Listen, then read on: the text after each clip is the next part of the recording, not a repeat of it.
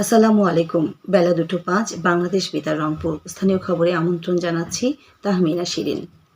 শ্রমিকদের অধিকার আদায়ের ঐতিহাসিক লড়াইয়ের দিনকে স্মরণ করে আজ বিশ্বব্যাপী পালিত হচ্ছে মহান মে দিবস। এ দিনটি রাষ্ট্রীয়ভাবে পালন করছে বাংলাদেশ। এবারে প্রতিপাদ্য সুস্থ শ্রমিক কর্মঠ হাত, আসবে এবার নবপ্রভাত। মহান মে দিবস উপলক্ষে রাষ্ট্রপতি মোহাম্মদ শাহাবুদ্দিন ও প্রধানমন্ত্রী তারেক রহমান পৃথক বাণী দিয়েছেন। বাণীতে তাঁরা বাংলাদেশ সহ বিশ্বের সকল শ্রমজীবী মানুষকে আন্তরিক শুভেচ্ছা ও অভিনন্দন জানিয়েছেন। এদিকে বিভাগীয় নগরী রংপুরের শোভাযাত্রা ও আলোচনা সভা সহ বিভিন্ন কর্মসূচির মধ্য দিয়ে দিবসটি পালিত হচ্ছে। সকালে জেলা প্রশাসন, আঞ্চলিক শ্রম দপ্তর এবং কলকারখানা ও প্রতিষ্ঠান পরিদর্শন দপ্তরের আয়োজনে জেলা প্রশাসক কার্যালয় প্রাঙ্গণে কর্মসূচির উদ্বোধন করেন অতিরিক্ত বিভাগীয় কমিশনার আব্দুল মোতালেব সরকার। এ সময় রংপুর সিটি কর্পোরেশনের প্রশাসক অ্যাডভোকেট মাহফুজুন নবী ডন, জেলা police super Mohammad Mozammel Haque, metropolitan পুলিশের অতিরিক্ত উপ পুলিশ কমিশনার লিমন রায় সহ অন্যান্য কর্মকর্তাগণ উপস্থিত ছিলেন। পরে একটি শোভাযাত্রা নগরীর গুরুত্বপূর্ণ সড়ক প্রদক্ষিণ করে। এরপর জেলা শিল্পকলা একাডেমি মিলনায়তনে আলোচনা সভা অনুষ্ঠিত হয়। এছাড়া দিবসটি ঘিরে বিভিন্ন শ্রমিক সংগঠন শোভাযাত্রা, আলোচনা সভা সহ দিনব্যাপী নানা কর্মসূচি পালন করছে।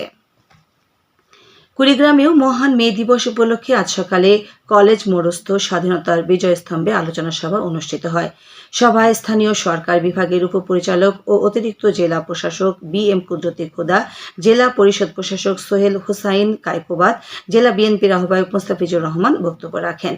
এরপর একটি বর্ণাঢ্য শোভাযাত্রা বের হয়ে শহর প্রদক্ষিণ করে। এতে বিভিন্ন শ্রমিক সংগঠনের নেতাকর্মী ও সাধারণ শ্রমিকরা অংশ নেন। দিবসটি উপলক্ষে জেলা রৌমারী উপজেলা শোভাযাত্রা ও আলোচনা সভা করেছে ইমারত নির্মাণ শ্রমিক ইউনিয়ন। উপজেলা নির্বাহী অফিসার আলাউদ্দিন এতে প্রধান অতিথি ছিলেন।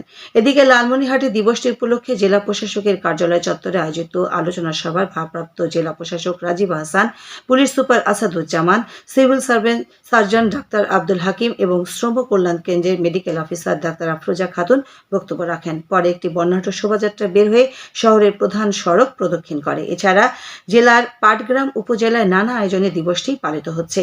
সকালে বিভিন্ন শ্রমিক সংগঠন শোভাযাত্রা করেছে। পরে শহরের চৌরঙ্গিতে অনুষ্ঠিত আলোচনা সভায় পৌর বিএনপির সভাপতি মুস্তফা সালাউজ্জামান সহ বিভিন্ন শ্রমিক সংগঠনের নেতৃবৃন্দ বক্তব্য রাখেন। দিবসটি উপলক্ষে গাইবান্ধা জেলা প্রশাসন ও শ্রম কল্যাণ কেন্দ্রের আয়োজনে সকালে স্বাধীনতা প্রাঙ্গণ থেকে একটি শোভাযাত্রা শহর প্রদক্ষিণ করে। পরে শিল্পকলা একাডেমি মিলনায়তনে আলোচনা সভার আয়োজন করা হয়। এতে বক্তব্য রাখেন জেলা পরিষদের প্রশাসক অধ্যাপক ময়নুল ইসলাম সাদিক। কর্মসূচিতে জেলা বিভিন্ন শ্রমিক সংগঠনের নেতৃবৃন্দ অংশ নেন। এছাড়া নানা আয়োজনের মধ্য দিয়ে জয়পুরহাটেও দিবসটি পালিত হচ্ছে। সকালে জেলা প্রশাসনের উদ্যোগে রামদেও বাজলা উচ্চ বিদ্যালয় থেকে বিভিন্ন শ্রমিক সংগঠনের অংশগ্রহণে একটি শোভাযাত্রা শহর প্রদক্ষিণ করে। পরে উপজেলা পরিষদ মিলনায়তনে দিবসের তাৎপর্য তুলে ধরে আলোচনা সভা অনুষ্ঠিত হয়। সভায় ভারপ্রাপ্ত জেলা প্রশাসক উত্তম কুমার রায়, জেলা পরিষদের প্রশাসক মাসুদ রানা প্রধান ও সদর উপজেলা নির্বাহী অফিসার আশিকুর রহমান বক্তব্য রাখেন। এছাড়া দিবসটি উপলক্ষে জাতীয় দল ও দলীয় পতাকা উত্তোলন, আলোচনা সভা ও শোভাযাত্রা করেছে জয়পুরহাট জেলা জাতীয়তাবাদী শ্রমিক দল। আয়োজিত কর্মসূচিতে জেলা বিএনপির আহ্বায়ক গুলজার হোসেন প্রধান অতিথি ছিলেন। যথাযথ ভাব গাম্ভীর্যের মধ্য দিয়ে আজ দেশের বৌদ্ধ সম্প্রদায় তাদের বৃহত্তম ধর্মীয় উৎসব শুভ বুদ্ধ পূর্ণিমা উদযাপন করছে। বৌদ্ধ ধর্মের প্রবর্তক মহামতি গৌতম বুদ্ধের আবির্ভাব, বোধি প্রাপ্তি ও মহাপরিনির্বাণ স্মরণে বৌদ্ধ সম্প্রদায় এই দিনটি উদযাপন করে থাকে। শুভ বুদ্ধ পূর্ণিমা উপলক্ষে রাষ্ট্রপতি মোহাম্মদ শাহাবুদ্দিন এবং প্রধানমন্ত্রী তারেক রহমান পৃথক বাণীতে বাংলাদেশ সহ বিশ্বের সকল বৌদ্ধ ধর্মাবলম্বীকে আন্তরিক শুভেচ্ছা ও অভিনন্দন জানিয়েছেন।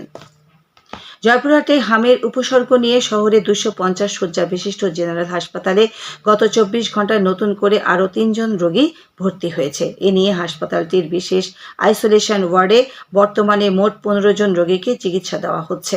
হাসপাতালের তত্ত্বাবধায়ক ডাক্তার সর্দার রাশেদ মোবারক জুয়েল জানান, ভর্তি হওয়া রোগীদের মধ্যে মাত্র 2 জনের হাম শনাক্ত হয়েছে। বাকিদের নমুনা সংগ্রহ করে পরীক্ষার জন্য ঢাকায় পাঠানো হয়েছে। খেলার খবর। আগামীকাল থেকে দেশ জুড়ে শুরু হচ্ছে নতুন কুড়ি স্পোর্টস। যুব ও ক্রীড়া মন্ত্রণালয়ের উদ্যোগে শিশু কিশোরদের প্রতিভা অন্বেষণে নতুন কুড়ি স্পোর্টস আগামীকাল সিলেট জেলা স্টেডিয়ামে অনুষ্ঠিত হবে। প্রধানমন্ত্রী তারেক রহমান প্রধান অতিথি হিসেবে এই কর্মসূচির উদ্বোধন করবেন। এছাড়া রংপুর সহ সারা দেশে ভার্চুয়ালি জেলা স্টেডিয়ামগুলোতে উপস্থিত হাজারো প্রতিযোগীর সঙ্গে যুক্ত হয়ে বেলুন ও পায়রা অবমুক্ত করে এই নতুন যাত্রার শুভ সূচনা করবেন।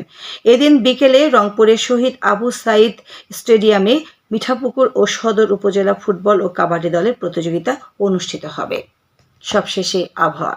আজ সন্ধ্যে ৬টা পর্যন্ত আভ্যন্তরীণ নদী বন্দরগুলোর জন্য পূর্বাভাসে বলা হয়েছে পাবনা, বগুড়া, টাঙ্গাইল, ময়মনসিংহ, ঢাকা, ফরিদপুর, মাদারীপুর, যশোর, কুষ্টিয়া, খুলনা, বরিশাল, পটুয়াখালী, নোয়াখালী, কুমিল্লা, চট্টগ্রাম, কক্সবাজার ও সিলেট অঞ্চলসমূহের উপর দিয়ে পশ্চিম উত্তর পশ্চিম দিক থেকে ঘন্টায় ৪৫ থেকে ৬০ কিলোমিটার বেগে দমকা থেকে ঝোড়ো হাওয়া বয়ে যেতে পারে। সেই সঙ্গে বৃষ্টি অথবা বজ্রসহ বৃষ্টিপাতের সম্ভাবনা রয়েছে।